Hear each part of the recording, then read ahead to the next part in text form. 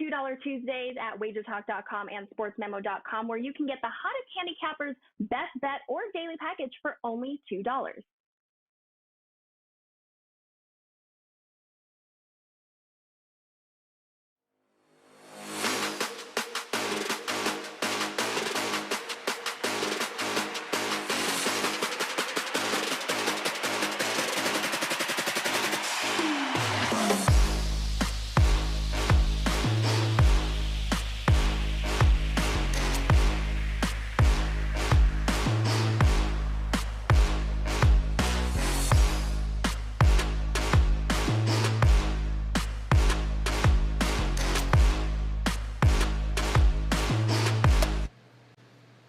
Hey guys, welcome in on a very happy Tuesday to you here now, November the 15th. Woo! And we are a couple of weeks into the college basketball season, and we've got some blue bloods getting ready to do some damage here tonight, and we've got you covered as we welcome in on the college basketball tip-off show on this one Tuesday. Steve Merril with 2 R's and 1 L in the house. The man, the pen, the legend himself, Mr. Ralph. Look at that. He's got it right there for you. The pen is ready, as is Tony Mejia, ready to do some damage here on this Tuesday. As now a couple of weeks into the season, everyone seems to have a couple of games under their belts. And we got some great matchups coming up. But on a $2 Tuesday, Steve Merril, tell me whether it's on the hardwood, NBA, or college basketball, or heck, even Maction tonight. What do you got rolling over at wagertalk.com? Yeah, actually finalizing the Tuesday night card as we speak. Like you said, 3 sports going tonight: college football, pro basketball, college basketball. Maybe a good time to get an all sports, all access pass. You can do a 1-day, 3-day, 7-day, 30-day. It's a great time of the year. And we got NFL right around the corner this week as well. So check it out, Steve Merril, wagertalk.com. Can't go wrong, guys. Make sure you visit him. Also, make sure you visit the man, the pen, the myth. Here he is, Ralph Michaels at CalSportsLV on Twitter, guys. Also a tremendous follow. Ralph, talk to us. What's the card look like here tonight? 6 plays loaded for tonight. But I'll tell you what, Steve talked about the all-access passes. It happens to be my birthday week, so I have a promo code, birthday33. You get 33% off any package of 7-day or longer. So that means you can pay $66 for a 7-day pass, $199 for a 30-day pass, or $499 for a 90-day pass. Oh yeah, by the way, in the NFL, I'm on a 15-3 run. I'm going to be loading an NFL 5% play. It is my first regular season NFL 5% side play since December of 2020. 23 months. I have not used one. I'll be loading one, so a great time for a 7-day all access. 3 out of 18 games you lose, Ralph? Slacker! Expecting better from you. Make sure you head on. One of them was this damn Bears this weekend. You let Detroit win a road game. What the hell? Yeah, you can thank Justin Fields for that. Tony Mejia, talk to me, my friend. What is going on? I know you are feverishly typing away over there, getting your stuff all set here. What's on tap tonight? Well, a free play is out there for the people. That's what you heard me typing up just to get something out there, because I have not finalized anything for today. But like my cohorts here have mentioned, there are 3 options in terms of leagues and sports that are going off tonight. So I will get something out there, probably in each of them. NBA was a winner yesterday, a 4% winner on the Clippers. NFL was not. I was a believer in the Eagles off their mini bye, and they let me down. In fact, I snoozed off for a little bit, and then all of a sudden saw that they blew that lead. So not good there. But college basketball, I think it starts in earnest tonight with these 2 blockbuster matchups we're going to talk about. And it's been an interesting season already. I faded Florida State yesterday, my freebie with Troy. So Troy got there, outright. And that we've seen a lot of that early on in college basketball. So hopefully can start picking on that this week. And busy. And obviously Sunday, the World Cup begins. Watching poor Leonard Hamilton last night on that sideline, Lloyd. He looks like a deer caught in the headlights right now with that Florida State team. But hey, plenty of basketball left to go here, guys, and we're going to start with the Champions Classic. Doesn't get any better than this. I'll talk about Blue Bloods. Michigan State taking on Kentucky here. 6.5 sevens in the marketplace. That's what Kentucky will be laying there. 141.5 for a total. We already saw Michigan State tested against the Zags here, Steve Merril.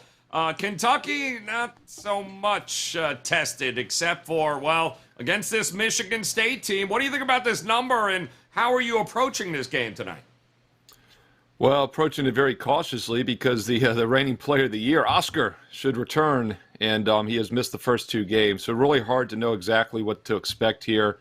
Not necessarily going to even be in the starting lineup, so minutes could be limited after the offseason knee scope. You bring up, Joe, that Michigan State has played a quality opponent already in Gonzaga, of course, on the aircraft carrier a week ago this Tuesday on Election Day. Actually, I'm sorry. Might not have been Tuesday. It was Friday, Veterans Day. I did the Election Day show, and then I did the Veterans Day show. There was so much going on last week. So it was on Friday that they played. And, of course, they had that lead and held close, tighter than we expected as a 12-point dog. Did come up a little bit short when all was said and done, losing by a single point, but still a good showing against a very good Gonzaga team that likes to play fast. Michigan State did slow that game down. Both teams struggled to shoot. Once again, the game was on an aircraft carrier. Sight lines are a little different. There's some wind at times, so don't read too much into the 40.5 and 42% shooting in that game. I think Kentucky's the better team. At the end of the season, I would like them in this spot. I just don't know what to do tonight with the best player making his way back in the lineup for the first time. Yeah, it's, Calipari has said there, Ralph, that he's going to go, but, limits, there are going to be restrictions as far as how long he plays here. Still plenty of basketball left in this season, but feels like a big number here. Is it too big a number for you to take here with Kentucky? It did not make my card, but I do like Kentucky here. They are my number 1 team in my power ratings. They were preseason. They still are. But we don't know what they are yet. I mean, remember, Shavir Wheeler didn't play the first game either. So he came back and had a great game against Duquesne. Then you add Schwebe into the mix, and you have the best starting 5 in college basketball in my name. And I would like to, if there was some continuity, I would have actually played Kentucky. Michigan State's defense is not the defense that we're accustomed to. Yeah, they held the Zags to 41.8%. Yeah, they held Northern Arizona to 31.7%. But I think a lot of those are, again, Northern Arizona, one of the weakest teams. And the Zags, because of the situation, if they were playing in a neutral court, they're not going to hold Gonzaga to 64 points and 41% shooting this time. I like this Kentucky team. I certainly lean with the under. Kentucky's held 2 weak foes to 34 and 30%. But one concern, if you are on the Kentucky side, and again, I just have a lean, it's not even in the best bet range, is they have only shot 60%. And that was playing 2 non-physical teams. So it's not as if you're tired and you're getting banged on inside and then you're shooting free throws late in the game and you make 6 out of 10 on average. That is a concern when you're laying this type of a number if they're going to get to a foul game early. But there's a lot of times Izzo has said after these big games, guys, I really don't care if we win or lose. I just want our team continue to get better. So sometimes Izzo goes deeper into the roster than some coaches might in this kind of mismatch. So, again, Kentucky a clear lean with the under, free throw shooting a concern when you're laying over a touchdown. Yeah, no, absolutely. What did you think here, Michigan State's victory there, Mejia, over the Zags? I thought they were going to get dominated by Timmy on the boards, but they held their own there. It was pretty impressive. What do you think they do here against Kentucky? Well, I'll tell you what, I was not pleased by the final second alley-oop. when I had the under 67, and it was at 67, and then it hits at 69. I was with Brian Leonard, actually, because he came down to Orlando. Oh, boy, that's how college basketball has started. But look, Michigan State hung around, and credit to them. I thought it was a game that certainly favored Gonzaga because of the air and the wind being outside, and the fact that you have Drew Timme on the Zag side with blessed with great footwork. Mady Sissoko played really nicely for Michigan State. We'll see if that continues against Oscar Tshiebwe, who I would imagine plays at least 20 minutes today. And let's just remind everybody who Oscar Tshiebwe is. 15 rebounds a game last year.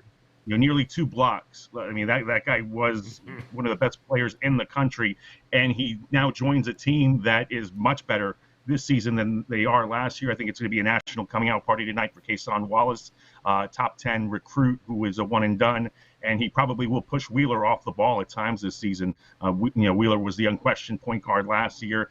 You expect him to play well this year, and certainly you want him at the free throw line salting games away because he is their best free throw shooter, but their best playmaker is Kason Wallace. Antonio Reeves has transferred in. C.J. Frederick transferred in from Iowa. 2 guys that can kind of fill it up. So that'll be really nice to see tonight. This is Kentucky or pass for me. I don't think Michigan State is that good, but they do have the edge in being tested by a Gonzaga. Kentucky has not been tested yet, but the talent level certainly favors the Wildcats. Yeah, that's why I almost wonder if there's any value, Ralph, in looking at maybe Michigan State in the first half, given the fact that we don't know what Oscar's going to be. And, eventually talent wins out. We know Kentucky's got more of it, so maybe taking the points early with Michigan State is a way to look. Well, again, being tested does help. I just want to point out, for those, Tony gave the example of Tshiebwe, there has not been a reigning National Player of the Year to return for another season since Tyler Hansbrough in 2008. So to have that kind of talent coming back is something special. So keep an eye on him moving forward. And one quick thing, Joe, about Kentucky. Their roster makeup is strange because this isn't your typical one and dones. And they have one in Wallace, but Reeves is a senior. Frederick's a senior. Has been around in Iowa for a year. Jacob Toppin, Obi's little brother, he's been around the Kentucky program for a while. Wheeler's a senior. Tshiebwe's a senior. So you got 5 seniors with some kids who can really play. So balanced roster. I'm expecting big things out of this Kentucky roster. And if Tshiebwe's right for at least 20 minutes, I think it starts tonight. All right. Should be a good one here, guys. Looking forward to it. Looking forward to game number 2, another heavyweight battle. Kansas and Duke going at it. 1.5 there with Duke, $1.45 for a total in this one. And boy, oh boy, this should be good to go. Duke hasn't allowed, I think, more than 44 points in the first 2 games. Do we get to 145, Steve Merril? That's going to be an interesting question. Both teams can apparently play some defense here. What do you think? Yeah, first of all, Bill Self will not be on the sidelines tonight. Self-imposed sanction. Yeah, that's sticking it to him in a November basketball game, not being on the sidelines. I love that. But he's preaching defense. So like you said, Joe, Duke has been playing defense. A lot of young pieces being worked into the puzzle on the offensive side for both teams. So I think you maybe could get there on the under. Total open 144.5. It's up to 145 in a lot of spots. Does appear to be some sharp money on Duke in this game. Kansas opened as a 2-point favorite. Duke is now -1.5. It's even juiced a little higher at some of the sharp offshore books. So it does look like the sharp side here is Duke -1.5. Definitely could see some -2s. So if you like the Blue Devils, I would play it now. If you like Kansas, maybe wait out and find a +2 near tip-off. I would lean towards Duke here, but just like the last game, a lot of uncertainty. I mean, first of all, both teams extremely talented, extremely young, though. Duke's had one of their key freshmen yet to play. He did practice. Doubt he's going to make a debut tonight. They've got the 7'1" freshman who only played 14 minutes in the game. So these guys are being worked into the lineup still. Same with Kansas, so they lost a couple first-round draft picks. Coach isn't on the sidelines tonight, so I'll lean Duke, and I will lean under, like you said. Defense has been good for Duke so far, and it looks like that's Kansas's game plan tonight as well. Yeah, Rob, I looked at Duke. I was impressed with how big they are. Every rebound seemed to go their way. They seem to be all over the boards here. Is that going to help them here tonight to handle business against Kansas, or do you think Kansas can handle them? I mean, these are absolutely unheard of numbers on defense. Kansas allowed 38.6 and 36.2%. Duke, yes, they played Jacksonville and USC Upstate, but they allowed 34 and 28% shooting. I mean, that is crazy. John Shearer now, his first big game. No Coach K. What happens? How does he adjust? A little easier without Bill Self because, Bill Self, one of the masters of halftime adjustments. So it's simple for me. You have this type of game. You have these current teams playing defense. You have teams that have played weaker foes, so you haven't turned the ball over. Kansas, 9 turnovers in each of their first 2 games. Duke, 12 and 13, respectively, in their first 2. I am going to go under, Joe. You started it. The conversation for me is easy. I lean Duke. I think Duke's the better, deeper team. Kansas has several players banged up where, these kind of games, you're probably only going to go 7 or 8 deep. Sometimes guys like to go a little bit more.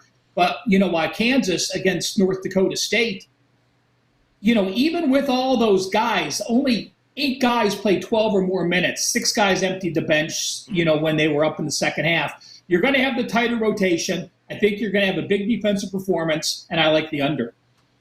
Yeah, we got some big men in this one, don't we, here, Tony Mejia?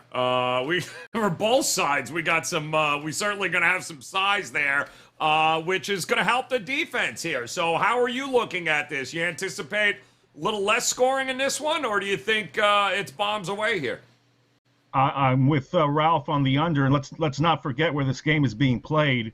It's at home of the Indiana Pacers at the Fieldhouse, so there's going to be NBA lines out there to throw people off, and kids always want to shoot from the NBA range. So that's always whenever you see a NBA arena being used for one of these college showcases, the under is always a nice play for that reason alone. Kyle Filipowski, one of the bigs you mentioned, the top 5 recruit for Duke. One of the few guys that we will see out there because Whitehead is out, foot injury. He's the number 1 recruit in the country, will not play for the Blue Devils tonight. Mark Mitchell is their leading scorer right now. He's a top 10 recruit. So this is a young Duke team that John Shire is being asked to put together. And I think from that standpoint, even without Self, Kansas has the edge here. A lot of these guys have been in big games. The Jayhawks' new big man actually played at Dr. Phillips here in Orlando. Ernest Uday Jr., he's played well to start the season. But again, neither one of these teams have been tested. So, you either pick the team that you expect to win. If you're, big on high school All-Americans playing immediately well on the college level, then you might want to ride Duke. If experience is your cup of tea, it's Kansas. And the total is actually the play for me. I'm right there with Ralph and Steve on the under. I think that's the play. So hopefully one of these 2 teams show up, or they show up and play defense. All right. Love it. We got one more game here tonight, guys, we're going to take a look at. It's going to be a late game, too, here on the East Coast, 11 o'clock Eastern time tip as Dayton taking on the running Rebels, UNLV. 4.5 Dayton laying here with a total of 131. Ralph, I believe this is in your backyard, is it not? What do you think of this UNLV team? Any shades of the past here? Yeah, I hung out with Trigger last night, and he invited me to the game. I can't make it tonight, but Trigger will be there. And this is, I'll just let you know, this is my best bet for the show, and this is an actual client release. I've used 3 client releases on this show so far this year, a perfect 3-0. We're going to try to make it 4-0. I am going to lay it with Dayton, game number 665. Yeah, UNLV is 2-0. They're number 1 in the country with 30 steals in 2 games. And Dayton failed to cover against Linwood and only covered by SMU at home. Oh, yeah, by the way, they're missing their point guard, Malachi Smith. Well, maybe. He's questionable. He hasn't played the first 2 games. So why would I take Dayton? I'll tell you what, Dayton is a top 20 team.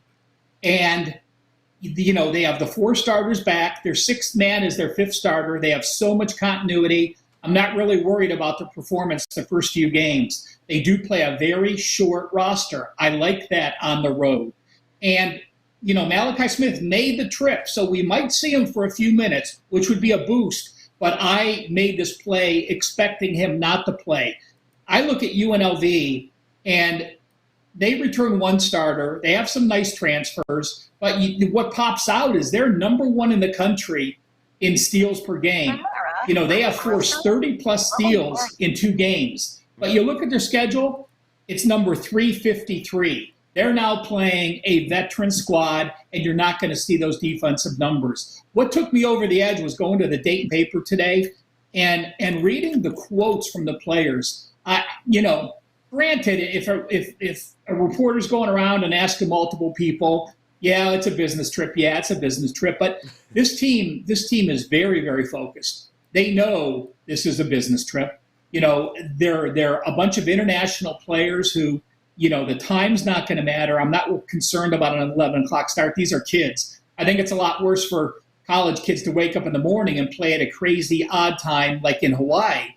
But an 11 o'clock start for Dayton kids going west has no effect on me at all.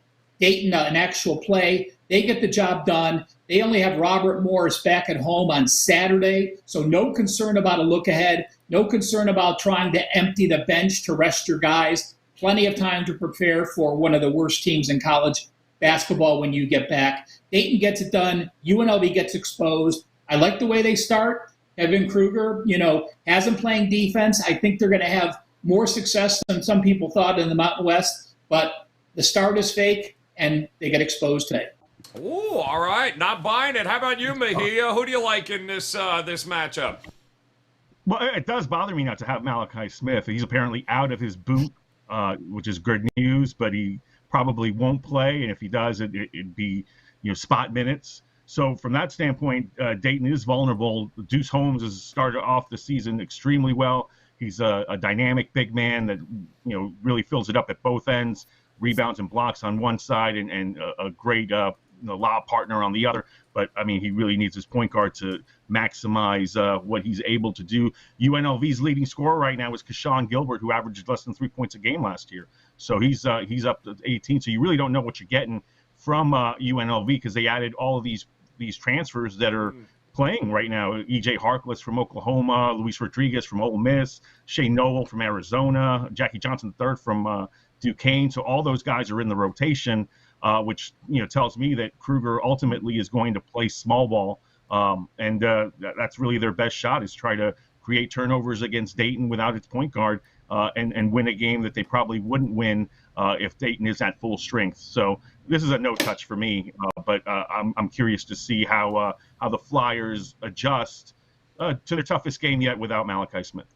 Yeah, it's going to be a tough one. How about you, Merril? What do you think of this one here tonight? A little late night, UNLV taking on Dayton. I agree with Ralph as far as the side goes. I think Dayton's definitely the better team, and it's a spotlight game, so they should come focused. It's their first road game of the season, but they've got some experience, and I think they will travel fine here. Just to put in perspective how weak UNLV's start has been, they've allowed 39% shooting those first 2 games. Those opponents on the season are averaging 37.5 overall, so they've played some really weak teams. They've shot 44. Those opponents give up 46 on average. In fact, UNLV's offensive adjusted efficiency right now after 2 games is just 190. Their defense is actually in the 70s. And that gets me looking at the total here. It opened 133. It's down to 131. I do like the under in this game. Dayton was one of the slowest half-court teams in the country last year. They played 344 out of 358 or 352, whatever there was last year. And now this year they're already at 333 in tempo. UNLV played in the 230s last year. They were also below average. But what's interesting, so far they're in the top 70 in tempo after those first 2 games. And like Ralph said, they've been forcing a lot of turnovers, 51 turnovers. So that's why the tempo's up. They've been pressing. Won't work as well tonight against a more veteran team. But a little bit of concern still with Dayton, especially if they're trying to work the point guard in. So I do lean Dayton on the side, but I think the best option is actually the under 131, as there's a reason both defenses should have some success tonight. All right, there you go here, guys. 3 games on the board. Plenty of action here across the college basketball landscape. Now what we'll do here is go around the horn and see if maybe there is a play these guys like a little bit more than the rest. But I'm going to tell you now also, guys, if you have not or if you're just joining us, heading over to wagertalk.com could be the most profitable thing you do all day long. Just go visit Ralph, go visit Steve Merril, go visit Tony Mejia. Ralph told you a whole bunch of plays on the card here tonight he likes. Merril, he is well across all of the sports betting landscape, as is Tony Mejia, putting them in, including a free play that's already up if you visit him at wagertalk.com. Take the time, guys. Visit Steve Merril, visit Ralph Michaels, and visit Tony Mejia today, and let's make it an extremely profitable Tuesday here in college hoops. So, Ralph, kick us off here, my man. Is there, which is the game you looking at? Well, as I said, actual client release, going for the fourth straight client release we've given out for free.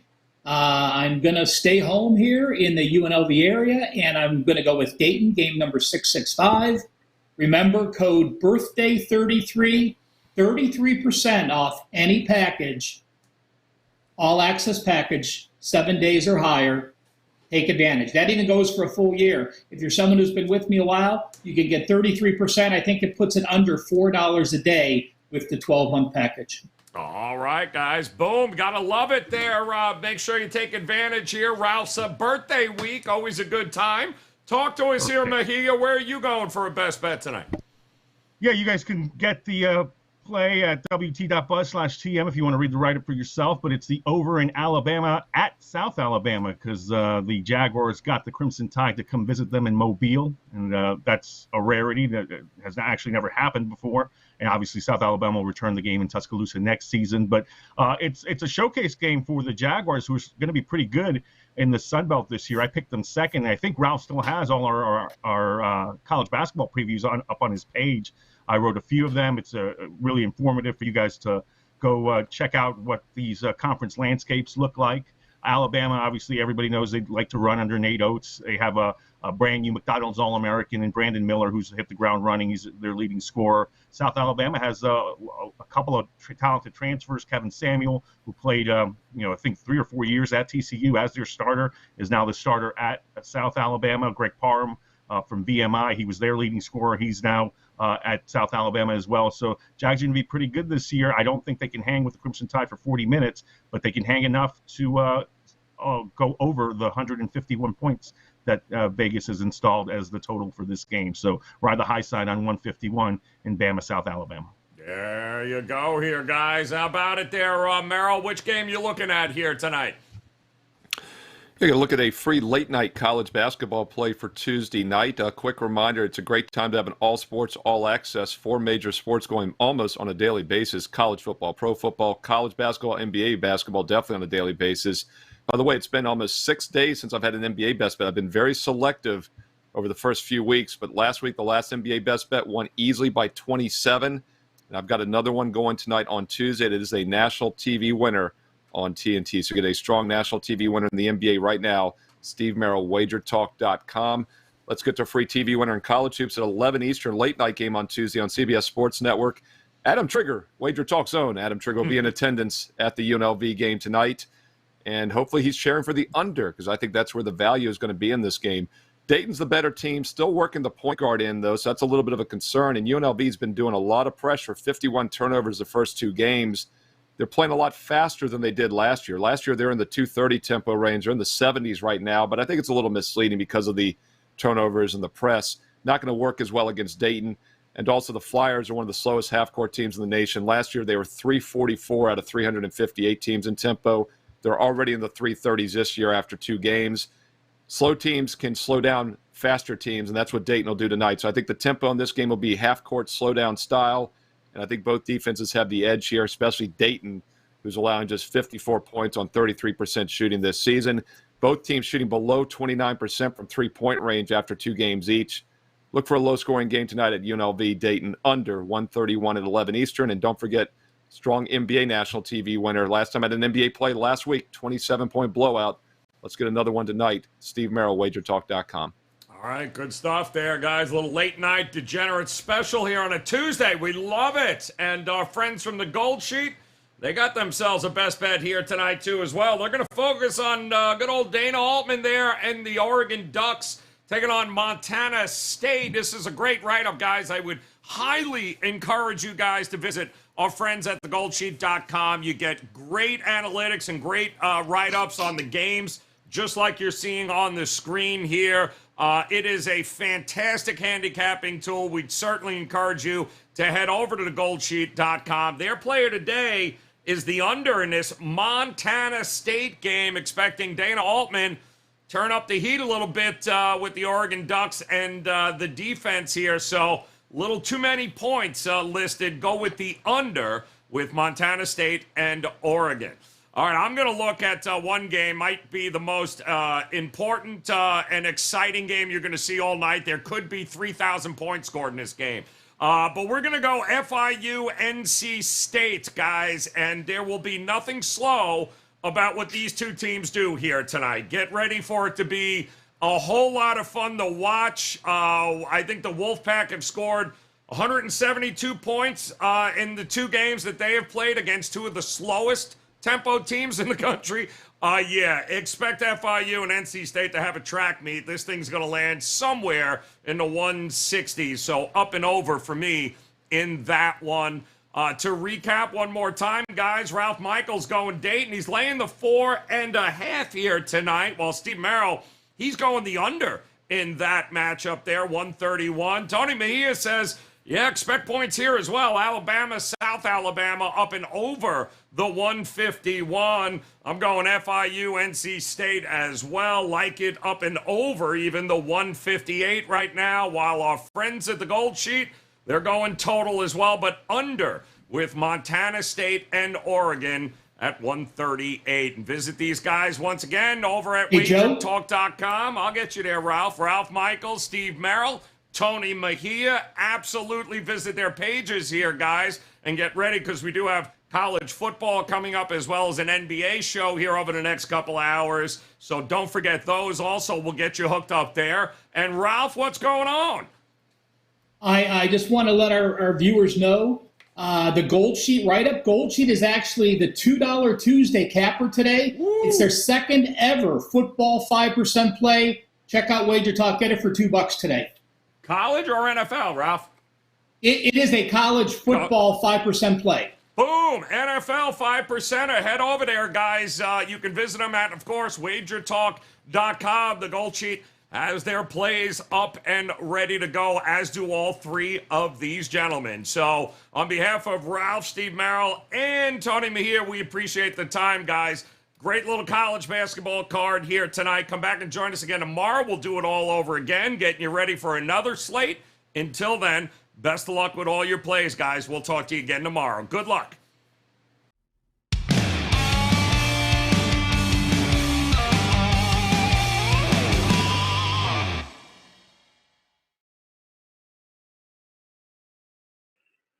Tuesdays is known as $2 Tuesdays at wagertalk.com and sportsmemo.com, where you can get the hottest handicappers, best bet, or daily package for only $2.